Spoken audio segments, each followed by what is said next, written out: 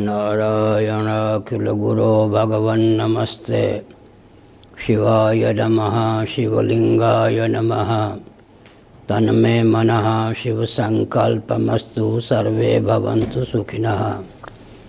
श्रीराम जय जय राम।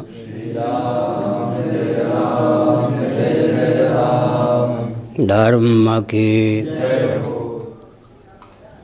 अधर्म का प्राणियों में विश्व का गौ माता की गोहत्या भारत सर्वभूत हृदय धर्म सम्राट श्री स्वामी करपात्री जी महाराज की, श्री जगन्नाथ महाप्रभु की, श्री बलभद्र महाप्रभु की, भगवती सुभद्रा देवी की। हर हर महादेव।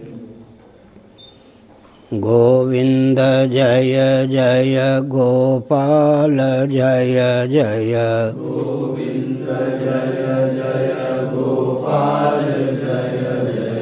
राधा रमण हरि गोविंद जय जय। राधा रमण हरि गोविंद जय जय। श्री कृष्ण गोविंद हरे मुरारे। श्री कृष्ण गोविंद हरे मुरारे। हे नाथ नारायण वासुदेव। हे नाथ नारायण वासुदेव। गोविंद जय जय गोपाल जय जय। गोविंद जय जय गोपाल जय जय। राधा रमण हरि गोविंद जय जय। राधा रमण हरि गोविंद जय जय। गोविंद जय जय गोपाल जय जय। गोविंद जय जय गोपाल जय जय। राधा रमण हरि गोविंद जय जय। राधा रमण हरि गोविंद जय जय। श्री वृंदावन बिहारी लाल की जय। नमो माधव्य शंभो शिव शिव शिव शिव शिव शिव नारायण नारायण नारायण।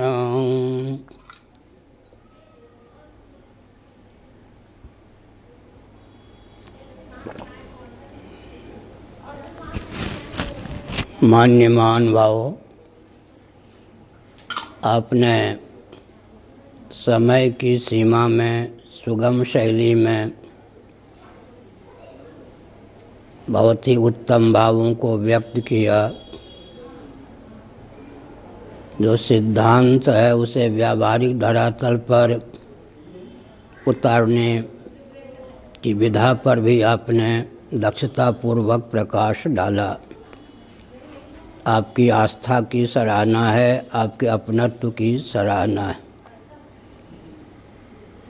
पहली बात यह है कि विश्व स्तर पर सनातन वैदिक आर्य हिंदुओं का जो सिद्धांत है उसका प्रचार प्रसार हो।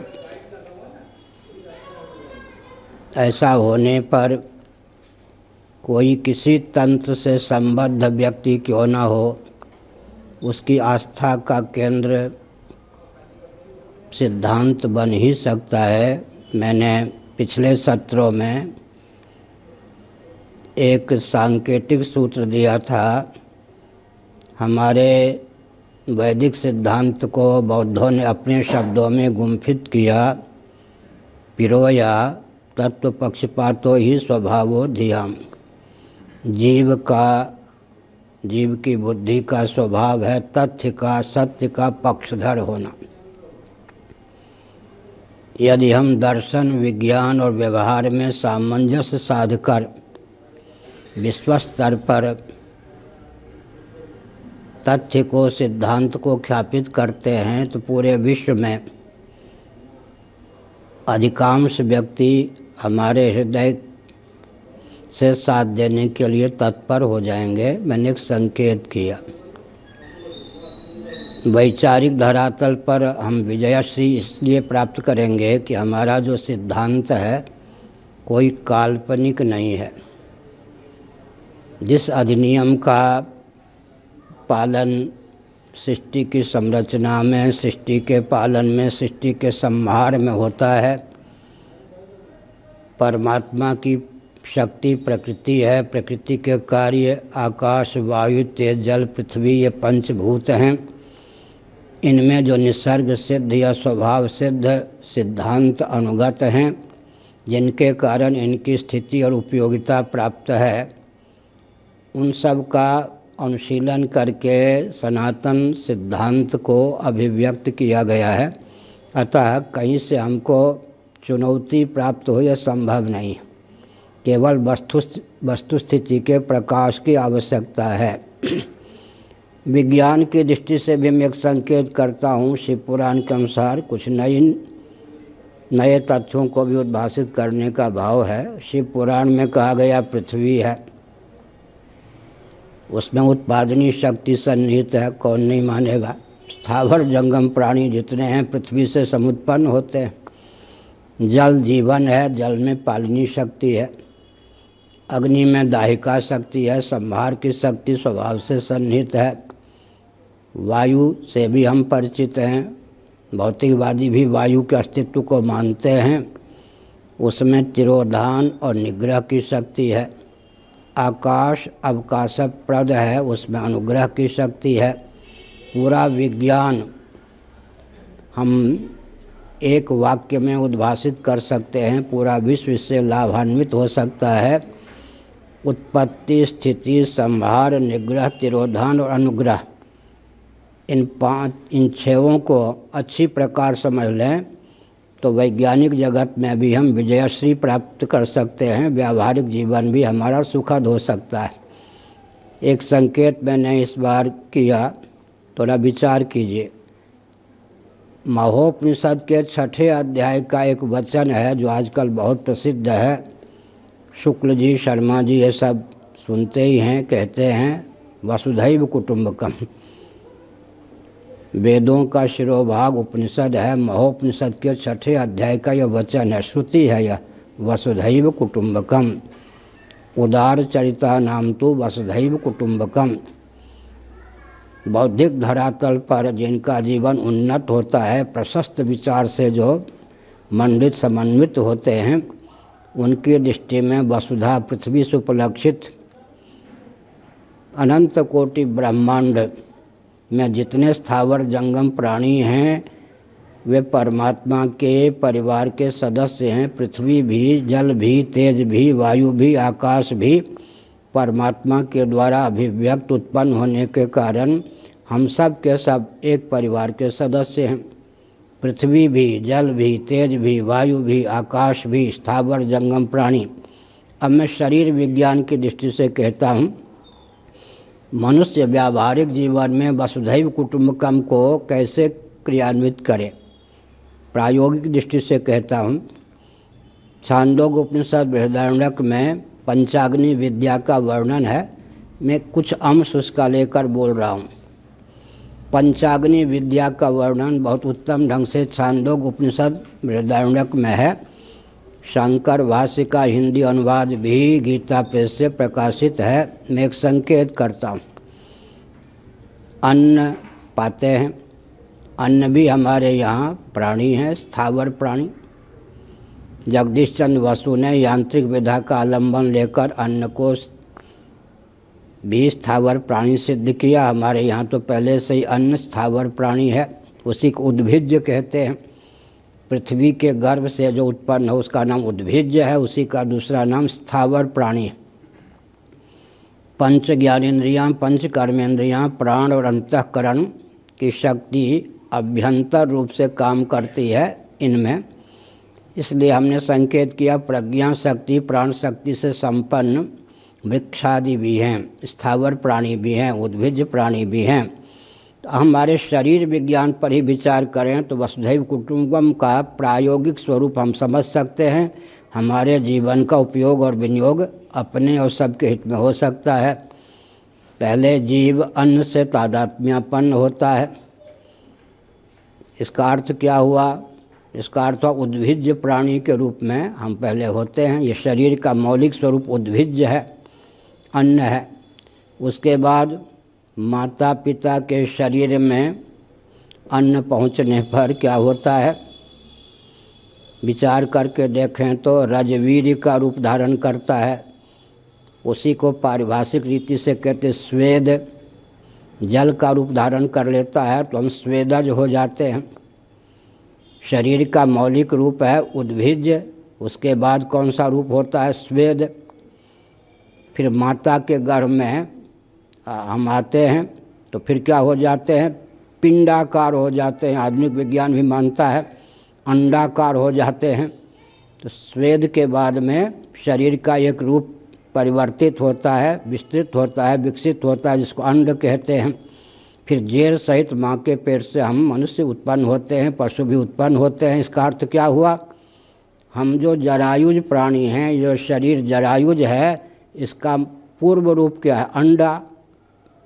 उसका पूर्व रूप क्या है? स्वेद, रजवीर्य, पसीना। उसका पूर्व रूप क्या? अन्न। इसका अर्थ केवल शरीर विज्ञान पर विचार करें तो हम उद्भिज प्राणी भी होते हैं, फिर उसके बाद स्वेदज हो जाते हैं, फिर अंडज हो जाते हैं, फिर जरायुज हो जाते हैं। इस शरीर के स्वरूप पर विचार करें तो विकासवाद, डार्विन आदि की थ्योरी तो बहुत दूर है। विकासवाद की दृष्टि से शरीर का मौलिक रूप क्या हुआ? पहले अन्न हो गया, फिर जल, रजवीर के रूप में जल हो गया, फिर उसके बाद में हम क्या कहेंगे? अंडा, अंडाकार हो गए। उसके बाद में हम जरायुज हो गए। जरायुज होने के पहले हम अंडज होते हैं, अंडज होने के पहले स्वेदज होते हैं, स्वेदज होने के पहले हम क्या होते? उद्भिज।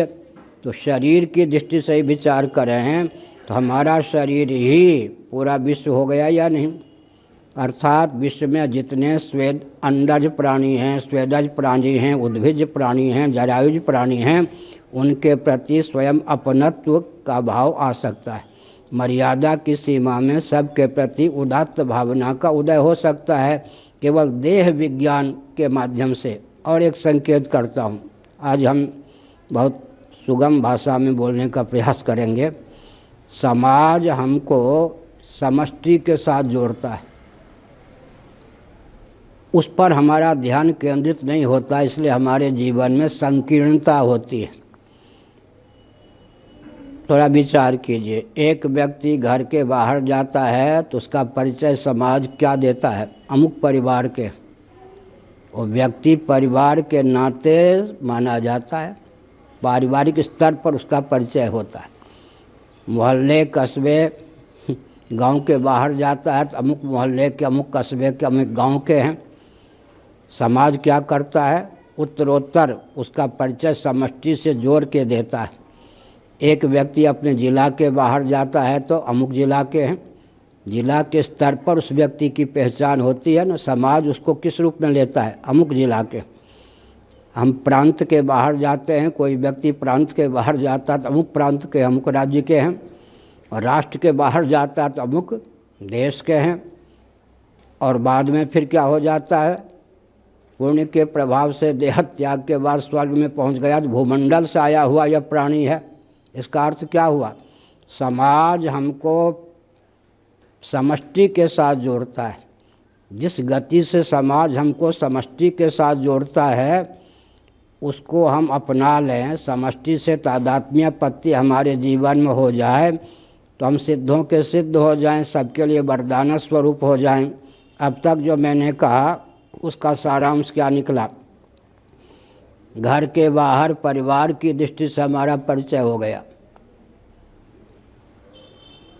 और मोहल्ले के बाहर मोहल्ले की दृष्टि से परिचय हो गया, गांव कस्बे के बाहर गांव और कस्बे की दृष्टि से हमारा परिचय हो गया, जिला के बाहर गए तो जिला के स्तर पर हमारा परिचय हो गया, प्रांत के बाहर गए तो प्रांत के आधार पर हमारा परिचय हो गया, देश के बाहर गए तो देश के आधार पर हमारा परिचय हो गया, और अंत में भूमंडल से ऊपर चले गए पुण्य के प्रभाव से स्वर्ग में, तो भूमंडल का यह प्राणी है। इसका अर्थ समाज हमको समष्टि के साथ जोड़ता है। मैंने कई बार एक संकेत किया, समष्टि और व्यष्टि दोनों के सामंजस्य से उत्तम जीवन की प्राप्ति होती है। उदाहरण के लिए तांबे का यह पात्र है, ताम्र धातु इसका उपादान है, मूल मैटर है, उसके बिना इस ताम्र पात्र की सत्ता ही नहीं है, उपयोगिता नहीं है। लेकिन ताम्र पात्र अगर न बने, तामा तांबे के रूप में ही बना रहे, तो उसकी विशेष उपयोगिता नहीं हो सकती। तो समष्टि की विशेष उपयोगिता व्यष्टि को लेकर है, और व्यष्टि की सत्ता और उपयोगिता समष्टि पर निर्भर है। व्यष्टि और समष्टि की तादात्म्यापत्ति से जीवन में उत्कर्ष होता है। हिंदू राष्ट्र की आधारशिला क्या है? एक वाक्य हमने बनाया वेदादि शास्त्रों का मंथन करके, फिर यहाँ अभिव्यक्त करता हूँ। मुझे ध्यान नहीं है कि 9 चरणों में जो गोष्ठी हुई उसमें वो वाक्य कहा गया था या नहीं। विचार करने पर तो हम सच्चिदानंद स्वरूप ही सिद्ध होते हैं, वेदों का चरम तात्पर्य यही है। उसके बाद हम क्या सिद्ध होते हैं इस पर विचार करें, उसके बाद हम सिद्ध क्या होते हैं इस पर विचार करेंगे तो सच्चिदानंद स्वरूप सनातन परमात्मा के अंश सरीखे होते हैं। गीता का 15वां अध्याय ममैवांशो जीवलोके जीवभूत सनातन। उसके बाद हम क्या होते हैं? प्राणी होते हैं। प्राणी होने के बाद हम क्या होते हैं? मनुष्य होते हैं। मनुष्य होने के बाद हम क्या होते हैं? फिर ब्राह्मण क्षत्रिय वैश्य आदि होते हैं, स्त्री पुरुष होते हैं। अब समष्टि और व्यष्टि को मिला करके देखिए, अगर समष्टि के साथ व्यष्टि का परिचय हो तो व्यक्ति के जीवन में अद्भुत बल और वेग का संचार हो। इसी का नाम तंत्र ग्रंथों में शक्तिपात है। थोड़ा विचार करिए, फिर से मैं बोल रहा हूँ। वस्तुतः सच्चिदानंद स्वरूप ही जीव है, एक ही सच्चिदानंद तत्व जीव जगत जगदीश्वर 3 रूपों में प्रकृति के द्वार से व्यक्त है। पंचदशी नामक वेदांत ग्रंथ के अनुसार मैं बोल रहा हूँ। एक प्रकृति त्रिगुणमयी माया क्या करती है? सच्चिदानंद तत्व एक ही है, उसको जीव जगत जगदीश्वर के रूप में व्यक्त करके दिखा देती है। उसकी प्रक्रिया वेदांत ग्रंथों में है। तो हमने संकेत किया कि मूलतः हमारा स्वरूप सच्चिदानंद ही है। पृथ्वी का, जल का, तेज का, वायु का, आकाश का भी मौलिक स्वरूप, जितने स्थावर जंगम प्राणी हैं उनका भी मौलिक स्वरूप सच्चिदानंद ही है। मैं एक संकेत कर देना चाहता हूँ, बाइबल की सीमा में भी ईश्वर है, बाइबल में स्थानित व्यक्ति। कुरान शरीफ की सीमा में भी है ईश्वर, उसको खुदा के रूप से कहते हैं, उधर गॉड के रूप में कहते हैं। वैशेषिक दर्शन की सीमा में भी ईश्वर है का वर्णन किया गया है। न्याय दर्शन में भी ईश्वर का वर्णन किया गया है। शेश्वर सांख्य दर्शन, योग दर्शन में भी ईश्वर का वर्णन किया गया है। लेकिन मैं एक संकेत करता हूँ, हम जिसको ईश्वर मानते हैं वेदांत सिद्धांत के अनुसार, वो जगत का निमित्त और उपादान कारण दोनों है, मेकर और मैटर दोनों है। पिछली बार भी मैंने कहा था कि हमारे ईश्वर का स्वरूप इतना दिव्य है, हम ईश्वर को केवल मेकर, रचना करने वाले, जगत बनाने वाले ही नहीं मानते, जगत बनने वाले भी मानते हैं। हमारे ईश्वर जगत बनते भी हैं और जगत बनाते भी हैं। जीवों के शुभाशुभ कर्म को द्वार बनाकर वेदांत वेद्य परमात्मा जगत को बनाते भी हैं, जगत बनते भी हैं। इसका अर्थ क्या हुआ? जब जगत बनाते भी हैं, जगत बनते भी हैं, तो वासुदेव सर्वमिति सर्वं खलुदं ब्रह्म, इससे अधिक उदात्त भावना, उदारता की पराकाष्ठा क्या होगी? अब एक संकेत करना उचित समझता हूँ। मर्यादा के वो संकीर्ण समझने की भावना छोड़ देनी चाहिए। मर्यादा रहित जो उदारता है उसका पर्यवसान पशुता में हो जाता है। मर्यादित जीवन को आजकल संकीर्णता की संज्ञा दी जाती है, यह उचित नहीं। मर्यादित जीवन पशुता से दूर रखने में समर्थ है, इसलिए हम उदारता के नाम पर मर्यादा का परित्याग न करें। मर्यादा का सेवन करने पर मर्यादित जीवन होता है और धीरे धीरे उदात्त सिद्धांत तक पहुँचने की हमारे जीवन में क्षमता भी होती है। तो क्रिश्चियन तंत्र, कम्युनिस्ट तंत्र, मुस्लिम तंत्र से भी अधिक बल और वेग हिंदुओं में प्राप्त हो सकता है। इसका आज हमने एक संकेत किया। क्या संकेत किया? आजकल जो मुस्लिम तंत्र है, क्रिश्चियन तंत्र है, कम्युनिस्ट तंत्र है, उसमें हिंदुओं की अपेक्षा एक पकड़ ऊंची है। हिंदू विचारधारा में दुर्बल पड़ जाते हैं, व्यवहार में दुर्बल पड़ जाते हैं। सिद्धांत हमारा कितना भी ऊंचा हो, व्यवहार में जो देखा जाता है वह हिंदुओं की दुर्बलता को मैंने सामने रखने का प्रयास किया, इसलिए कि उसे दूर करने में हम समर्थ सिद्ध हो सकें। कम्युनिस्ट भी आपस में लड़ मरते हैं कब? जब समष्टि को छोड़ देते हैं। कहीं ना कहीं कम्युनिस्ट समष्टि को पकड़े हुए हैं। हम कम्युनिस्ट होते हुए वाम या दक्षिण विभाग के हैं, जब ये भूल जाते हैं तो आपस में लड़ मरते हैं। समष्टि को पकड़ के रखा है, इसलिए कम्युनिस्ट जो हैं हमसे प्रबल हो जाते हैं। मुसलमान भी, हम मुसलमान होते हुए शेख सैयद मुगल पठान हैं, वो भी या सिया सुन्नी हैं। जब वो समष्टि को छोड़ देते हैं तो आपस में लड़ मिटते हैं। जब समष्टि को पकड़े रहते हैं, हिंदू उनके सामने दुर्बल हो जाते हैं। क्रिश्चियनों में 1100 भेद है, मुख्य रूप से 2-3 भेद हैं। हम क्रिश्चियन होते हुए अमुक वर्ग के हैं, तो क्रिश्चियन भी हमसे प्रबल होते हैं। हिंदुओं की स्थिति अभी हो गई है कि हाय धन, हाय मान, हाय प्राण, हाय परिजन, इससे ऊपर उठने की स्थिति नहीं। विचार हमारा सबसे उत्कृष्ट, दर्शन हमारा सबसे उत्कृष्ट, विज्ञान हमारा सबसे उत्कृष्ट, लेकिन कालक्रम से पतन व्यवहार में इतना हुआ कि हिंदू कहीं भी समष्टि को पकड़े हुए नहीं। समष्टि का स्वरूप मैंने बता दिया एक ही वाक्य में।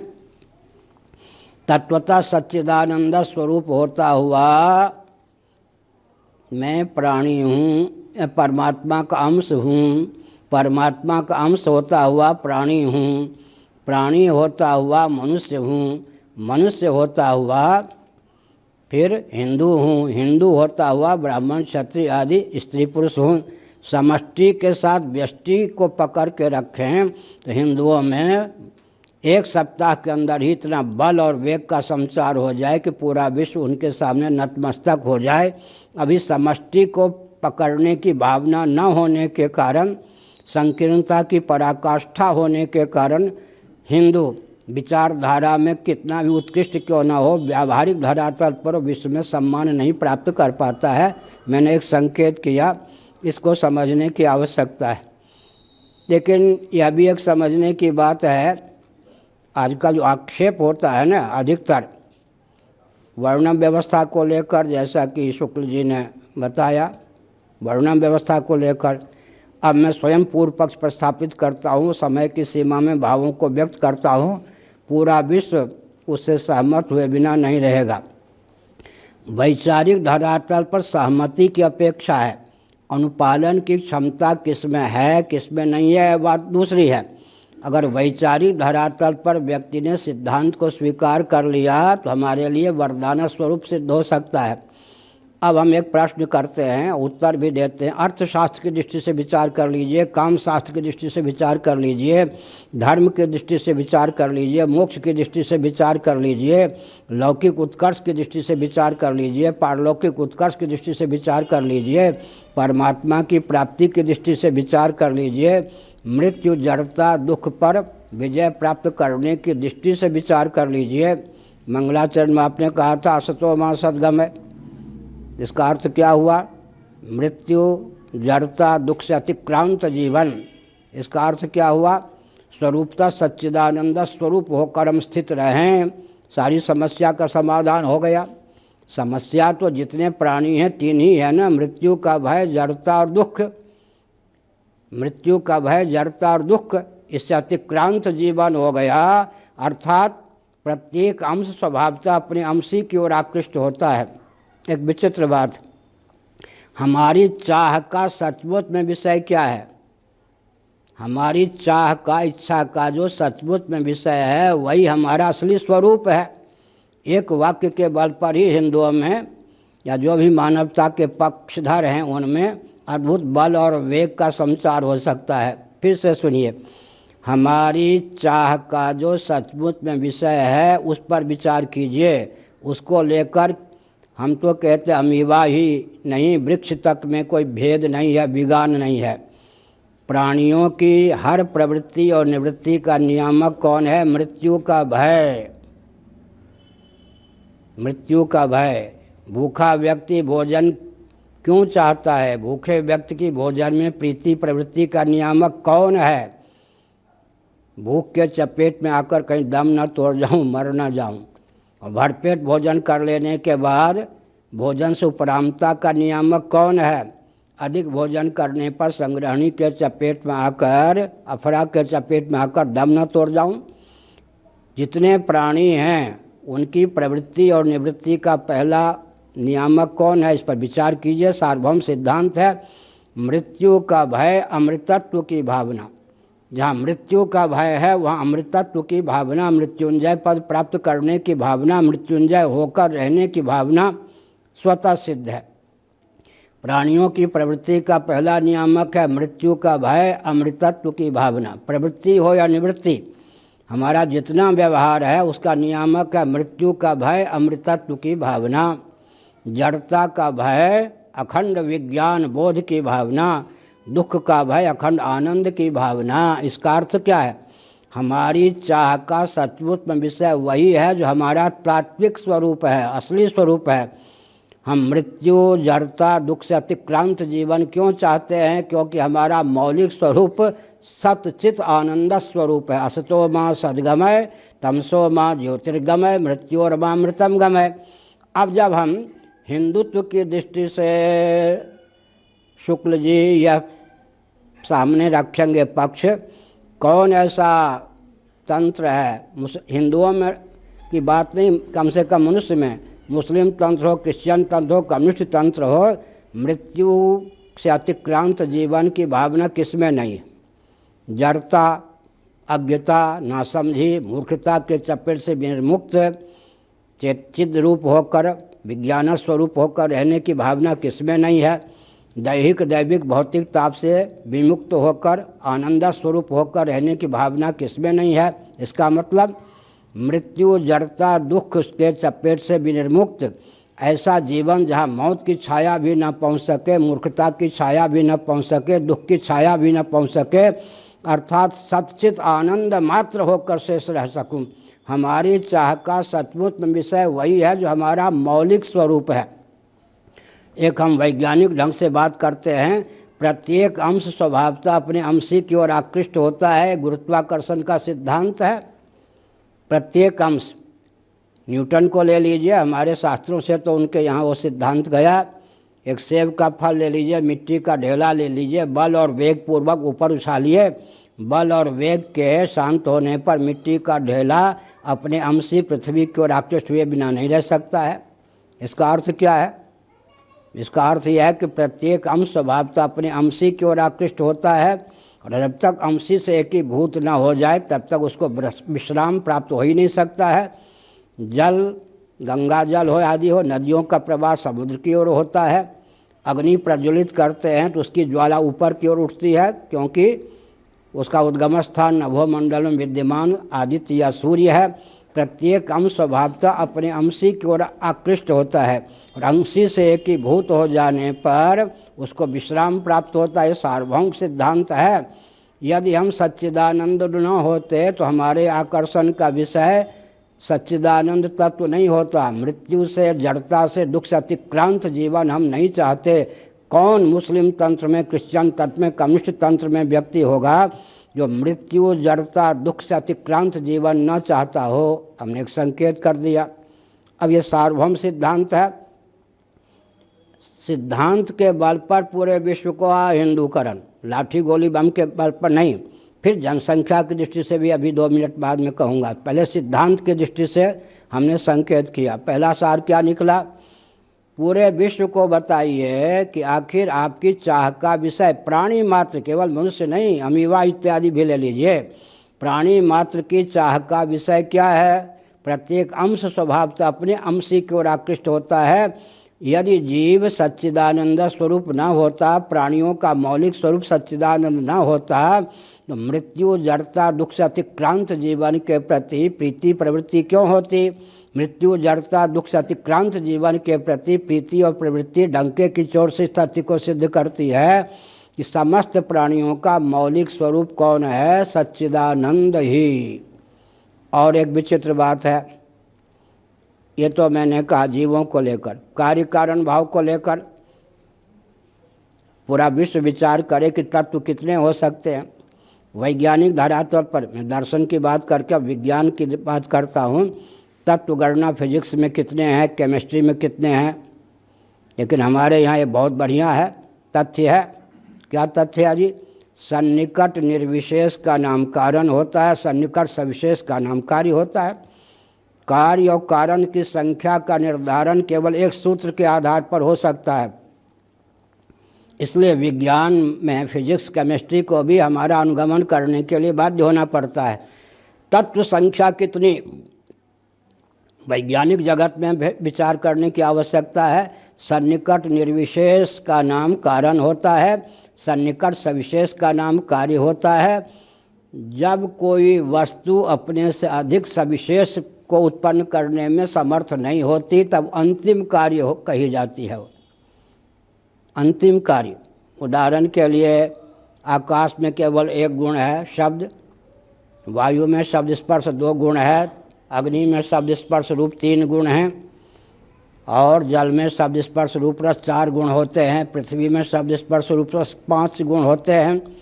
अगर पृथ्वी में कोई छठा गुण होता तो हमको 5 ज्ञानेंद्रियाँ नहीं 6 ज्ञानेंद्रियाँ प्राप्त होती, लेकिन हमको विकलांग नहीं कहा जा सकता। चतुर्दश भुवनात्मक ब्रह्मांड में जितने प्राणी हैं, 5 से अधिक ज्ञानेंद्रियाँ किसी के पास नहीं हैं। इसका अर्थ है 5 ही विषय हो सकते हैं, 5 ही तत्व हो सकते हैं। पृथ्वी के कार्य वृक्ष इत्यादि हैं, उनमें कोई छठा गुण नहीं होता। इसीलिए अंतिम कार्य कौन हो सकता है? अंतिम कार्य वो हो सकता है जो अपने से अधिक विशेषता वाली वस्तु को उत्पन्न करने में समर्थ न हो, वो पृथ्वी अंतिम कार्य हो सकती है। वृक्षादि जो हैं उसके तारतम्य संघात हैं, तत्वांतर परिणाम नहीं। वृक्षादि को लेकर पृथ्वी में संख्या की वृद्धि नहीं होती।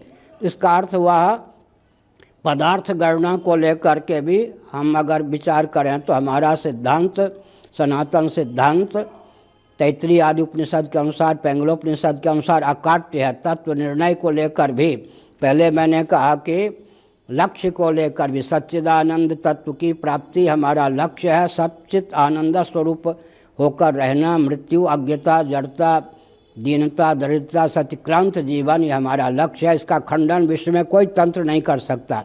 उसके बाद हमने कहा तत्व संख्या हमारी इतनी है, 5 ज्ञानेंद्रियाँ हैं, 5 ही कार्य कोटि के पदार्थ हो सकते हैं। अब थोड़ा विचार कीजिए, पृथ्वी का कारण जल ही क्यों हो सकता है? क्योंकि जल में 5 नहीं 4 गुण हैं। जल का कारण अग्नि ही क्यों हो सकता है? क्योंकि अग्नि में 3 ही गुण हैं। अग्नि का कारण वायु ही क्यों हो सकता है? क्योंकि उसमें 2 ही गुण हैं। वायु का कारण आकाश ही क्यों हो सकता है? उसमें 1 ही गुण है। आकाश का कारण अव्यक्त प्रकृति या माया को क्यों माने?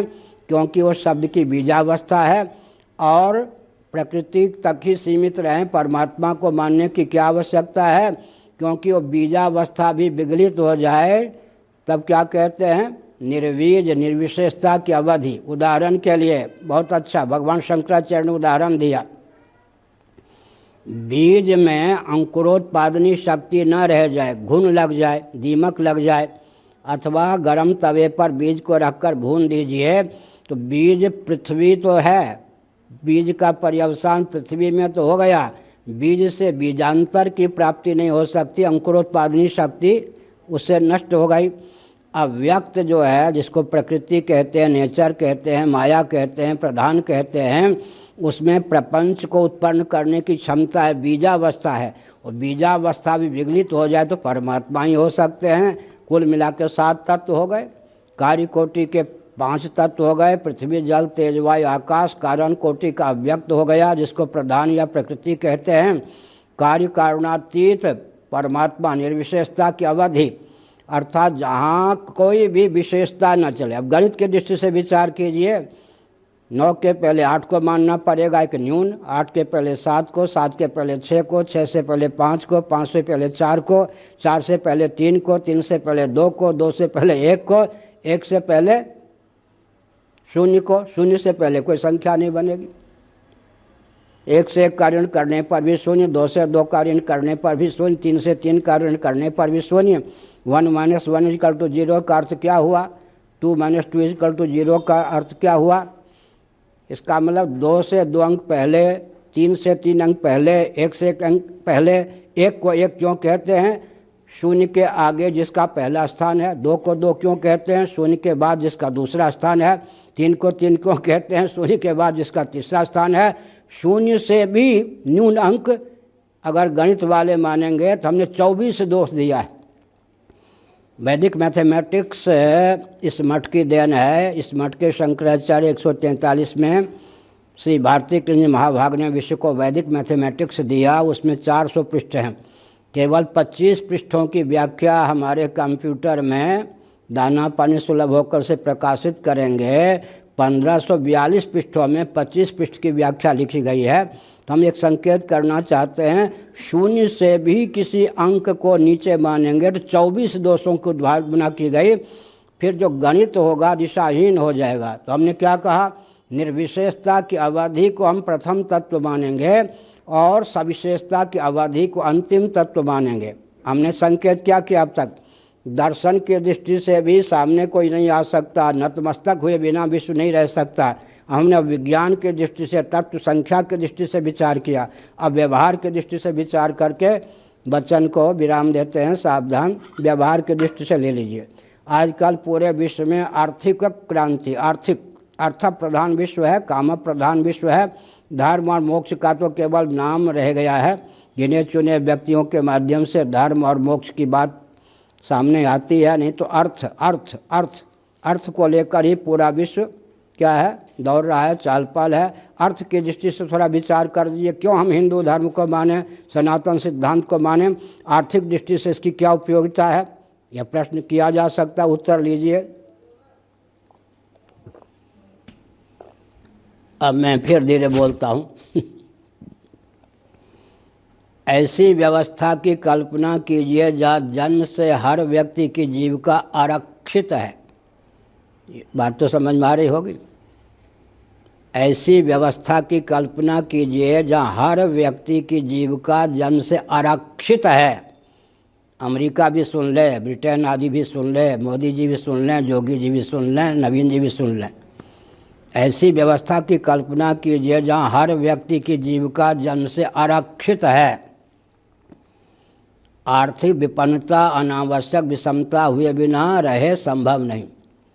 पूरे विश्व को मैं बहुत सहृदयता पूर्वक कह रहा हूँ, आर्थिक विपन्नता का ग्रास पूरा विश्व है। उस ग्रास से मुक्त हो नहीं सकता पूरा विश्व। क्यों नहीं हो सकता? हेतु लीजिए। जहाँ हर व्यक्ति की जीविका जन्म से आरक्षित होगी, वहाँ आर्थिक विपन्नता, अनावश्यक विषमता हुए बिना संभव ही नहीं है। ध्यान गया? अब वर्ण को मानने की आवश्यकता पड़ी या नहीं? अब दूसरे ढंग से हम बोलते हैं, ऐसी कल्पना कीजिए जहाँ हर व्यक्ति की जीविका जन्म से सुरक्षित है, वहाँ आर्थिक विपन्नता, अनावश्यक विषमता संभव ही नहीं है। तो पूरे विश्व को अभिशाप प्राप्त है। अब वर्णाश्रम को गाली दो, धिज्जी उड़ा दो, लेकिन कुछ अंतर नहीं पड़ता। आप अर्थहीनता, आर्थिक विपन्नता, अनावश्यक आर्थिक विषमता के चपेट से विश्व को मुक्त करके दिखा दो, तब हम समझें कि सनातन वैदिक आर्य हिंदू धर्म की उपयोगिता व्यावहारिक धरातल पर नहीं है, केवल काल्पनिक उड़ान है। आर्थिक दृष्टि से हमने एक वज्रपात कर दिया पूरे विश्व में जो अर्थशास्त्री हैं। ऐसी व्यवस्था जहाँ हर व्यक्ति की जीविका जन्म से आरक्षित है, वहाँ आर्थिक विपन्नता, अनावश्यक विषमता हुए बिना संभव नहीं है। जहाँ हर व्यक्ति की जीविका जन्म से सुरक्षित है, वहाँ आर्थिक विपन्नता अनावश्यक विषमता संभव नहीं है, हो गया। अब अर्थ की दृष्टि से कह दिया। दूसरी बात और भी अर्थशास्त्र की दृष्टि से, अर्थ पर यहाँ गोष्ठी हुई थी 3-4 दिनों तक। हम एक संकेत करते हैं, पूरे विश्व को 99% अर्थ का स्रोत का ज्ञान ही नहीं, 1% अर्थ के स्रोत का ज्ञान है। वो खनिज पदार्थ, पृथ्वी, जल, तेज, वायु, ये सब अर्थ माने जाते हैं। उनके भी सदुपयोग की क्षमता पूरे विश्व में आजकल नहीं है। जिस ढंग से पूरे विश्व ने विकास को परिभाषित किया है, क्रियान्वित करने का प्रकल्प चलाया है, उसके गर्भ से कोरेना का अर्थ क्या होता है? पृथ्वी, पानी, प्रकाश, पवन, ऊर्जा के स्रोत और अर्थ हैं। पृथ्वी, पानी, प्रकाश, पवन ऊर्जा के स्रोत हैं, अर्थ हैं।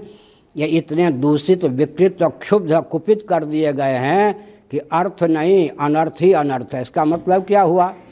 इसका अर्थ हुआ कि भौतिकवादियों के वश की बात नहीं कि वो आर्थिक दृष्टि से विश्व को विपन्नता के चपेट से मुक्त कर सकें। 99% अर्थ का स्रोत भौतिकवादियों को नहीं पता है। वेदादि शास्त्र सम्मत सनातन हिंदू विधा से अगर हम कर्म और उपासना का आलम्बन लें तो अर्थ का स्रोत भुवा स्व महाजना तपा सत्यम ऊर्ध्वलोकों में। जब आप चंद्रलोक को मानने लग गए, मंगल लोक को मानने लग गए, तो ऊर्ध्वलोकों में आपकी आस्था तो अपने आप हो ही गई। लेकिन हम विचित्र बात, विकास की दृष्टि से, आयु की दृष्टि से और धन की दृष्टि से, दिव्यता की दृष्टि से कहते हैं भू की अपेक्षा भुवा, भुवा की अपेक्षा स्व, स्व की अपेक्षा महा, महा की अपेक्षा जना, जना की अपेक्षा तपह, तपह की अपेक्षा सत्यम। काल की अवधि की दृष्टि से विचार करते हैं, दिव्यता की दृष्टि से भी। ब्रह्मा जी रहते हैं सत्यलोक में, उनकी आयु कितनी होगी जी? मर्त्यलोक के अनुसार 31 नील 10 खरब 40 अरब वर्ष। ब्रह्मा जी की आयु कुछ 100 वर्षों की है, लेकिन मर्त्यलोक की गणना के अनुसार ब्रह्मा जी की आयु 31 नील 10 खरब 40 अरब वर्षों की सिद्धि होती है। इसका अर्थ क्या हुआ? ऊर्ध्वलोकों में जो अर्थ भी है, काल की दृष्टि से उन्नत है, दिव्यता की दृष्टि से उन्नत है, उसका कारण क्या है? वेदादि शास्त्र सम्मत कर्मकांड उपासना कांड। वेदादि शास्त्र सम्मत कर्मकांड उपासना कांड को नहीं मानेंगे तो 99% अर्थ का स्रोत तो पता ही नहीं चलेगा। 1% जो विश्व को अर्थ का स्रोत मालूम है वो पृथ्वी, पानी, प्रकाश, पवन जो ऊर्जा के स्रोत हैं। विकास को उस ढंग से परिभाषित और क्रियान्वित किया गया है कि अर्थ के गर्भ से अनर्थ कोरेना निकल आए। इसका मतलब आर्थिक विपन्नता को भी दूर करने के लिए, आर्थिक अनावश्यक विषमता को भी दूर करने के लिए सनातन वैदिक आर्य हिंदुओं का जो सिद्धांत था उसका आलम्बन लेना ही पड़ेगा। अब काम की दृष्टि से विचार कर लीजिए, कुल गोत्र की मान्यता थी या नहीं? मैं प्रायः आजकल उदाहरण दिया करता हूँ। अभिज्ञान शाकुंतलम कालिदास और महाभारत के अनुसार दुष्यंत कहाँ गए? कर्ण ऋषि के आश्रम में गए। कर्ण ऋषि संध्यादि चयन करने गए थे, नैष्ठिक ब्रह्मचारी थे। दुष्यंत ने देखा कि एक विश्व सुंदरी बालिका खेल रही है, क्रीड़ा कर रही है। उनका मन चला, उन्होंने क्या सोचा, अगर ये ब्राह्मण की कन्या होती तो मुझ क्षत्रिय का मन इस पर नहीं जाता। ध्यान गया? मेरा अंतःकरण प्रमाण है, ये ब्राह्मण की कन्या हो ही नहीं सकती। अगर ब्राह्मण की लाडली प्यारी बेटी होती तो मुझ क्षत्रिय का मन इस पर नहीं जाता। इसका अर्थ क्या है? मेनका के गर्भ से वो उत्पन्न हुई थी, राजर्षि भावापन, क्षत्रिय भावापन विश्वामित्र के ओज से उत्पन्न हुई थी। अब हमने संकेत किया आजकल जो बवंडर मचा रहता है, किसी के भी शील को सुरक्षित रखना कठिन हो गया है, देवियों के शील को। इसके पीछे क्या है जी? अगर सनातन सिद्धांत की दृष्टि से विचार करने, गोत्र प्रवर आदि का ध्यान रखकर विवाह की प्रथा की दृष्टि से ध्यान करें तो किसी के शील पर किसी से खतरा की आवश्यकता नहीं। 1 लाख विश्व सुंदरी खड़े कर दें, फिर भी कुल गोत्र आदि को देखकर एक के साथ विवाह का योग बने न बने। काम की दृष्टि से भी हमने संकेत किया। अब जनसंख्या की दृष्टि से वर्णाश्रम पर विचार कर लें। मोदी जी आजकल बहुत चिंतित हैं, योगी जी, क्योंकि स्वाभाविक रूप से परिवार नियोजन है ही, बिना गर्भपात के, बिना परिवार नियोजन के बेटा बेटी से रहित हैं, तो उनको चिंता होनी चाहिए। लेकिन थोड़ा विचार कीजिए, जनसंख्या की दृष्टि से भी मैं अर्थ की दृष्टि से समाधान, काम की दृष्टि से समाधान, अब जनसंख्या की दृष्टि से वर्णाश्रम को क्यों मानना चाहिए मैं संकेत करता हूँ। ब्राह्मणों को कहा गया सामान्य रीति से चारों आश्रमों में आप अधिकृत हैं, ब्रह्मचर्य आश्रम, गृहस्थ आश्रम, वानप्रस्थ आश्रम, संन्यास आश्रम। गुरुकुल में, वानप्रस्थ आश्रम में, संन्यास आश्रम में भोगराग की गति नहीं। 3/4 जीवन तो भोगराग से रहित हो गया, क्योंकि ब्राह्मणों को दायित्व दिया गया कालक्रम से विकृत ज्ञान विज्ञान को विशुद्ध करना, विलुप्त ज्ञान विज्ञान को प्रकट करना, सूत्रात्मक ज्ञान विज्ञान को विशद करना। ये ब्राह्मणों के 3 दायित्व हैं मुख्य रूप से। कालक्रम से विकृत ज्ञान विज्ञान को क्या करना, विशुद्ध करना, विलुप्त ज्ञान विज्ञान को उद्भाषित करना, सूत्रात्मक ज्ञान विज्ञान को विशद करना। शंकराचार्य ने तीनों काम किया। बौद्धादि के चपेट में आकर जो विकृत ज्ञान विज्ञान था उसको विशुद्ध किया, और क्या किया जी, विलुप्त ज्ञान विज्ञान था उसको प्रकट किया, और ब्रह्मसूत्र पर भाष्य लेकर सूत्रात्मक ज्ञान विज्ञान को विशद किया। तो ब्राह्मणों की संख्या जितनी होनी चाहिए उससे अधिक हो ही नहीं सकती थी, बिना गर्भपात के, बिना परिवार नियोजन के। क्षत्रियों को कहा गया कि धर्म युद्ध से मुकरिएगा मत, रक्षा का दायित्व आपको प्राप्त है, इसीलिए आप संन्यास आश्रम का दरवाज़ा मत खटखटाइए। तो गुरुकुल, ब्रह्मचर्य आश्रम, गृहस्थ आश्रम, वानप्रस्थ आश्रम तक सीमित रहिए। क्षत्रियों की जितनी संख्या होनी चाहिए थी उससे अधिक हो ही नहीं सकती थी। वैश्यों को कहा गया कृषि गौरक्ष वाणिज्य का गुरुतर दायित्व आपको प्राप्त है, आप वानप्रस्थ संन्यास आश्रम का दरवाज़ा खटखटाएंगे तो आर्थिक विपन्नता का ग्रास विश्व होगा। तो वैश्यों की संख्या जितनी होनी चाहिए थी उससे अधिक हो ही नहीं सकती थी। स्वाभाविक रूप से शूद्रों से कहा गया कि श्रम शक्ति, कुटीर उद्योग, लघु उद्योग का सारा दायित्व आप पर निर्भर है। अगर आप भी गुरुकुल का, वानप्रस्थ आश्रम का, संन्यास आश्रम का दरवाज़ा खटखटाएंगे तो फिर श्रम सेवा का प्रकल्प, कुटीर उद्योग का प्रकल्प, लघु उद्योग का प्रकल्प संतुलित नहीं रहेगा। तो उनकी जितनी संख्या होनी चाहिए उससे कम हो ही नहीं सकती थी, अधिक हो ही नहीं सकती थी। हमने क्या संकेत किया, मेधा शक्ति, रक्षा शक्ति, अर्थ शक्ति और श्रम शक्ति सबको सदा संतुलित रूप में प्राप्त रहे, इसके लिए वर्णाश्रम व्यवस्था सनातन धर्म में अमोघ है। एक प्रश्न और मैं उठाता हूँ, पूर्व पक्ष उत्तर पक्ष देता हूँ। किसी भी विभाग में, रक्षा विभाग में भी शेष 4 विभाग की आवश्यकता है। रक्षा विभाग में भी हर विभाग में शेष 4 विभाग की आवश्यकता है। पहले भी मैंने कहा था, सिर, हाथ, पेट, पाँव, मलमूत्र के द्वार 5 विभाग हमारे जीवन में है। इसका अर्थ है कि मेधा शक्ति, रक्षा शक्ति, वाणिज्य शक्ति, श्रम शक्ति और स्वच्छता 5 विभाग तो आपको चाहिए। 5 विभाग के बिना काम नहीं चलेगा। प्रश्न केवल इतना है, आज समाजी सज्जन भी ध्यानपूर्वक सुने, 5 विभाग तो चाहिए समाज को। अगर आप जन्म से, परंपरा से 5 विभाग नहीं मानते हैं और ये 5 विभाग अपेक्षित अवश्य हैं, तो आपको कृत्रिम ब्राह्मण, क्षत्रिय, वैश्य, शूद्र, सफाई कर्मी बनाने पड़ेंगे, प्रशिक्षण देना पड़ेगा। शिक्षा के माध्यम से, प्रशिक्षण के माध्यम से समय अधिक लगेगा, संपत्ति का अधिक उपयोग होगा, संस्कार का फिर भी आधार नहीं हो सकेगा, और प्रथम दूसरे कॉलम में ही अधिक से अधिक भर जाएंगे, नीचे के विभाग शून्य रह जाएंगे। इसलिए हमने संकेत किया, शिक्षा, रक्षा, अर्थ, सेवा, स्वच्छता के प्रकल्प सदा सबको संतुलित रूप में सुलभ रहें। इसके लिए जन्म से जो वर्ण व्यवस्था है और प्रशिक्षण से तदनुकूल कर्म व्यवस्था है, इसको मानने की अनिवार्यता है, आवश्यकता है। मैंने कई बार उदाहरण दिया होगा, आप लोगों को संभवतः ध्यान हो। ये भुजदंड हैं, किस विश्वविद्यालय में इनको प्रशिक्षण दिया गया कि शरीर के किसी अंग या प्रत्यंग पर वार की संभावना हो तो टूटने फूटने की चिंता किए बिना अपने आप को यूँ कर दो, कर देते या नहीं। इसका मतलब क्या है, परंपरा प्राप्त संस्कार संवेद ये भुजदंड हैं।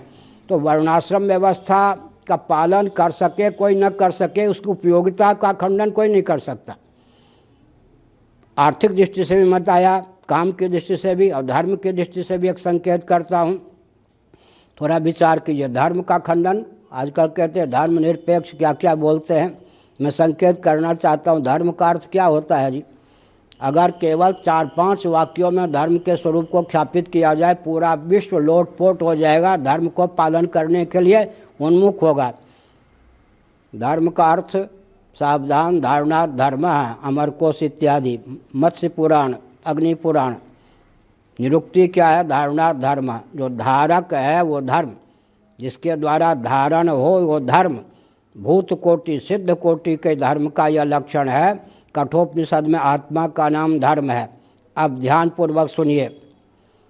पृथ्वी के जो कार्य हैं, पार्थिव प्रपंच, उनको पृथ्वी धारण करती है, पृथ्वी धर्म है। अभी धर्म की परिभाषा इस प्रकार करेंगे तो कौन खंडन करेगा?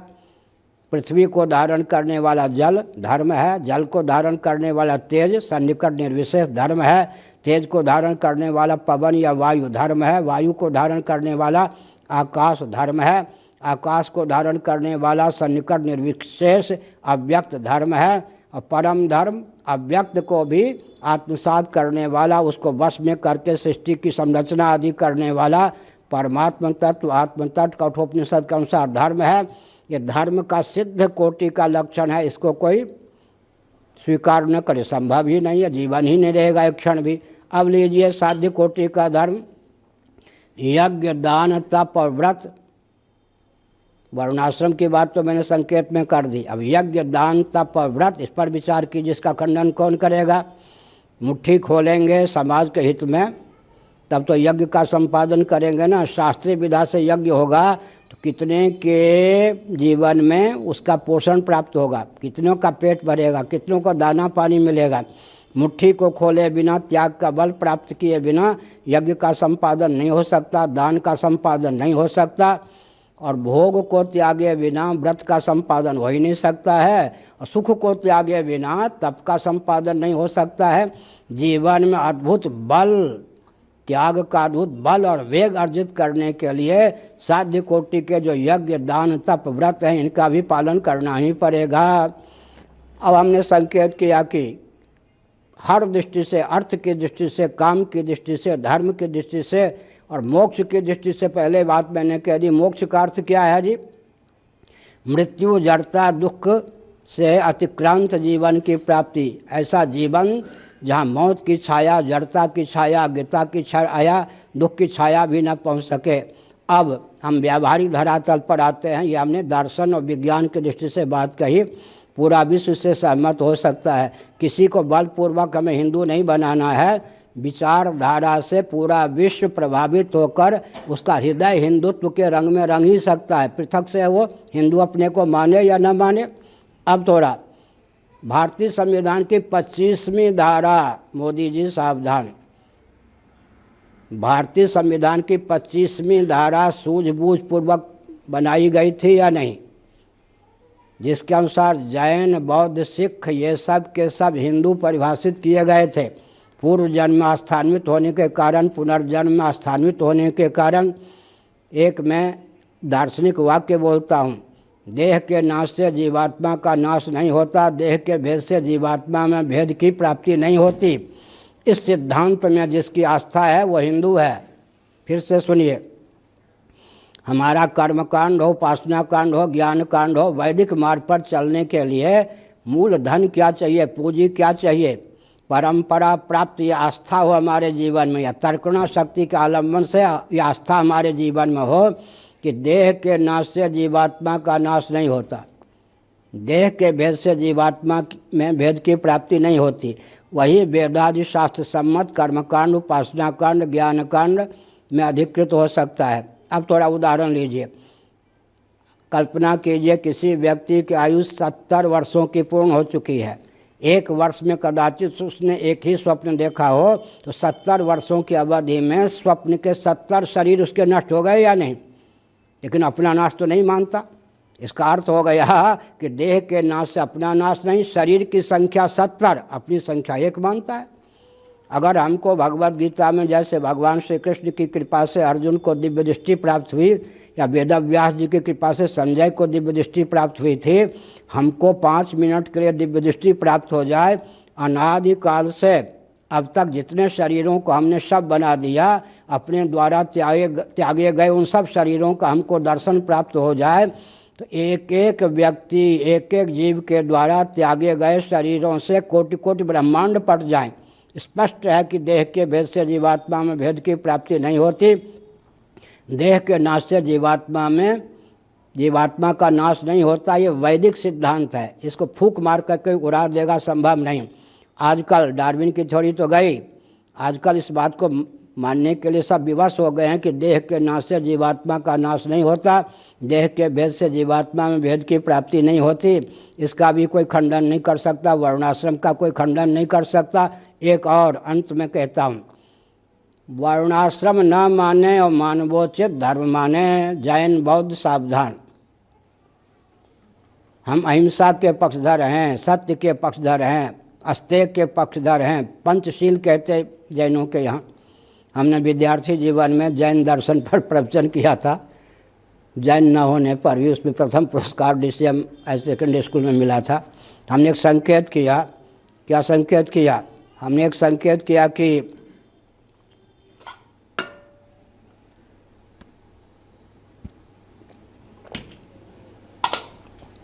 हमको वर्णाश्रम नहीं चाहिए जी, हम अहिंसा, सत्य, अस्तेय, ब्रह्मचर्य, अपरिग्रह, पंचशील के पक्षधर हैं। बहुत अच्छी बात है। अब मैं एक प्रश्न करता हूँ, उत्तर भी स्वयं देता हूँ। वर्णाश्रम को मत मानिए और जरा अहिंसा को, सत्य को, अस्तेय को, ब्रह्मचर्य को, अपरिग्रह को पूर्ण रूप से जीवन में उतार के दिखा दीजिए। अहिंसा के गर्भ से हिंसा का तांडव नृत्य निकल चुका है और निकलेगा। सत्य के गर्भ से मिथ्या भाषण का तांडव नृत्य निकल चुका है, निकलेगा। अस्तेय के गर्भ से चोरी की पराकाष्ठा निकल चुकी है और निकलेगी। ब्रह्मचर्य के गर्भ से व्यभिचार की पराकाष्ठा निकल चुकी है और निकलेगी। अपरिग्रह के गर्भ से परिग्रह संग्रह की पराकाष्ठा निकल चुकी है और निकलेगी। इसका अर्थ क्या हुआ? अगर हम एकाएक अहिंसा पूर्ण रूप से हमारे जीवन में प्रतिष्ठित हो, सत्य पूर्ण रूप से प्रतिष्ठित हो, अस्तेय पूर्ण रूप से प्रतिष्ठित हो, ब्रह्मचर्य पूर्ण रूप से प्रतिष्ठित हो, अपरिग्रह पूर्ण रूप से प्रतिष्ठित हो, बिना वर्णाश्रम को स्वीकार किए इन सब के गर्भ से विस्फोट निकल आवेगा। इसलिए जीवन में शनै शनै सत्य सहिष्णुता की अभिव्यक्ति हो, अहिंसा का क्रमिक, सत्य का क्रमिक, अस्तेय का क्रमिक, ब्रह्मचर्य का क्रमिक, अपरिग्रह का क्रमिक आधान हमारे जीवन में है हो, इसके लिए आपको वर्णाश्रम मानना ही पड़ेगा। इसका अर्थ क्या हुआ? एक बहुत ऊंची बात है। सिद्धांत तो हमारा पूरा विश्व मानता है, विधा अपनी कल्पित कर लेता है। पूरे विश्व की असफलता का मूल कारण यही है। इस पर खूब विचार कीजिए शुक्ल जी। सिद्धांत हमारा कौन नहीं मानेगा? आखिर पंचशील कौन नहीं मानेगा? अहिंसा, सत्य, अस्तेय, ब्रह्मचर्य, परिग्रह, अच्छा भोजन, वस्त्र, आवास, शिक्षा, स्वास्थ्य, यातायात, उत्सव, त्योहार, रक्षा, सेवा, न्याय, विवाह, ये व्यावहारिक धरातल पर हमारे सनातन धर्म की व्यवस्था, हिंदू धर्म की व्यवस्था पर विचार कर लीजिए। भोजन चाहिए या नहीं? कृषि विज्ञान आ गया। वस्त्र, आवास, शिक्षा, स्वास्थ्य, यातायात, उत्सव, त्योहार, रक्षा, सेवा, न्याय, विवाह, अब इन सब पर विचार कीजिए। सिद्धांत हमारा लीजिए, विधा, प्रोसेस, मेथड अपने बना लीजिए, चार खाने चित्त हो जाएंगे। पूरे विश्व की लाचारी है, डंडे के बल पर नहीं, लाठी गोली के बल पर नहीं, तथ्य के बल पर। फिर से सुनिए, बार बार इसको चाहे लिख लीजिए, बार बार मनन कीजिए। सिद्धांत तो हमारा पूरा विश्व को लेना ही पड़ेगा। वेद आदि शास्त्र का सर्वे भवन्तु सुखिनः वसुधैव कुटुम्बकम, ये सब सिद्धांत तो लेना ही पड़ेगा। विधा भी हमारी इसलिए लेनी पड़ेगी कि हमारी विधा जो वर्णाश्रम विधा है, वर्णाश्रम विधा है, उसको नहीं मानेंगे तो सिद्धांत व्यवहार में क्रमशः उतर नहीं सकेगा, विस्फोट हो जाएगा। इसका अर्थ क्या हुआ? सिद्धांत भी सनातन धर्म का ही मानना पड़ेगा, हिंदू धर्म का। विधा भी हिंदू धर्म की ही माननी पड़ेगी। तो आज हमने संकेत किया, मोक्ष का अर्थ भी क्या हुआ? मृत्यु, जड़ता, दुख से अतिक्रांत जीवन। इससे उत्तम मोक्ष की परिभाषा नहीं हो सकती। मुक्तिर्हित्वान्यथा रूपम स्वरूपेण व्यवस्थिति ही। भागवत अनात्म वस्तुओं के अनुरूप आत्ममान्यता का त्याग कर आत्मानुरूप आत्मस्थिति का नाम मुक्ति है। धर्म की भी हमने परिभाषा कर दी। जो धारक है वो धर्म है, जो उद्धारक है वो धर्म है। धर्म को अपनाए बिना जीवन में देहेंद्रिय प्राणांतःकरण में दिव्यता का आधान, अद्भुत त्याग का बल उत्पन्न हो ही नहीं सकता। अपने हित में, अन्यों के हित में जीवन का उपयोग और विनियोग धर्म को अपनाए बिना हो ही नहीं सकता है। और एक बहुत ऊंची बात है, बस 1 मिनट में प्रवचन को विराम देना चाहता हूँ। पूरे विश्व जीव प्राणी किसको कहेंगे जी? जीव जब प्रज्ञा शक्ति प्राण शक्ति से संपन्न होता है उसी का नाम प्राणी है। बायोलॉजी, जोलॉजी, बॉटनी वाले जान लें, प्रज्ञा शक्ति माने बुद्धि, प्रज्ञा शक्ति प्राण शक्ति से संपन्न जीव का नाम ही तो प्राणी है ना। इसके अतिरिक्त क्या परिभाषा होगी? प्रज्ञा शक्ति माने ज्ञान और प्राण शक्ति माने कर्म।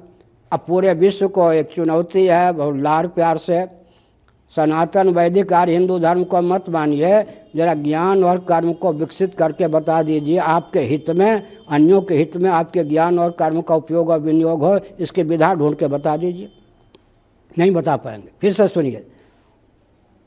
से सुनिए, ज्ञान और कर्म दोनों प्रकार की शक्ति, प्रज्ञा शक्ति प्राण शक्ति जब है तभी उसी का नाम प्राणी है। प्राणी की परिभाषा इससे अधिक हो ही नहीं सकती, इससे बढ़िया कोई हो ही नहीं सकती। प्रज्ञा शक्ति प्राण शक्ति से संपन्न जीव का नाम ही प्राणी है। प्रज्ञा का अर्थ हो गया ज्ञान, प्राण का अर्थ हो गया कर्म।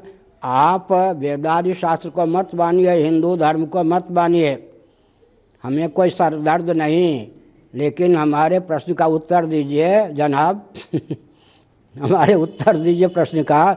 आप ज्ञान और कर्म को अपने हित में, दूसरे के हित में ढाल के दिखा दीजिए। नहीं दिखा सकते। अगर ज्ञान और कर्म को परिष्कृत करना है, अपने हित में दूसरों के हित में प्रयोग करना है, तो भी हिंदू धर्म का सनातन सिद्धांत का अवलंबन लेना ही पड़ेगा। हम मजहबी नहीं हैं, पंथाई नहीं हैं। हर देश में, हर काल में, हर परिस्थिति में हमारे हर सिद्धांत की उपयोगिता है और देश काल परिस्थिति का ध्यान रखते हुए किस समय किस नियम को कितने अंशों में मानना चाहिए, इसकी स्वस्थ विधा है। हमारा अकाट्य सिद्धांत इसलिए है कि जिस आधार पर सृष्टि की रचना होती है, सृष्टि का पालन होता है, सृष्टि का संहार होता है, उसको हम मानते हैं। वर्णम व्यवस्था, आश्रम व्यवस्था संकीर्णता का द्योतक नहीं है। मैं एक वाक्य बोलकर प्रवचन को विराम देता हूँ। मर्यादा का पालन जो है संकीर्णता नहीं है, उदारता तक पहुँचने का सोपान है। अमर्यादित जीवन उदारता नहीं है, उच्छृंखलता है। मर्यादित जीवन को आप ये मत समझिए कि संकीर्णता है। मर्यादा का, चलिए हमको यहाँ से कहाँ जाना है, कटक जाना है, तो ट्रेन से जाएंगे तो पटरी पर ट्रेन चलेगी ना। बाय रोड जाएंगे तो अभी तो वो संकीर्ण या सब जगह फैल के, हम एक संकीर्णता को स्वीकार करके लक्ष्य तक पहुँचेंगे या नहीं जी? पटरी पर ट्रेन चलती है ना, तो उसको अनुदार कहेंगे क्या? अगर पटरी छोड़ दे तो उदारता के चपेट में आकर दुर्घटना हो जाए या नहीं? मर्यादित जीवन का नाम अनुदारता नहीं है, संकीर्णता नहीं है। एक देवी है, पति के प्रति और व्यवहार, पत्नी का माता के प्रति और पिता के प्रति और ससुर के प्रति और सबकी सेवा करती है, सबके लिए उपयोगी सिद्ध है, लेकिन उसमें मर्यादा है। इसका अर्थ क्या हुआ? मर्यादित जीवन को संकीर्णता का जो नाम दिया गया ये नहीं। मर्यादित जीवन का त्याग कर देंगे तो पशुता की प्राप्ति हो जाएगी। इसलिए हमने संकेत किया, क्या संकेत किया? भोजन विज्ञान, वस्त्र विज्ञान, आवास विज्ञान, शिक्षा विज्ञान, स्वास्थ्य विज्ञान, यातायात विज्ञान, उत्सव विज्ञान, त्योहार विज्ञान, रक्षा विज्ञान, न्याय विज्ञान, विवाह विज्ञान, कोई भी विज्ञान ले लीजिए, लोक विज्ञान, परलोक विज्ञान।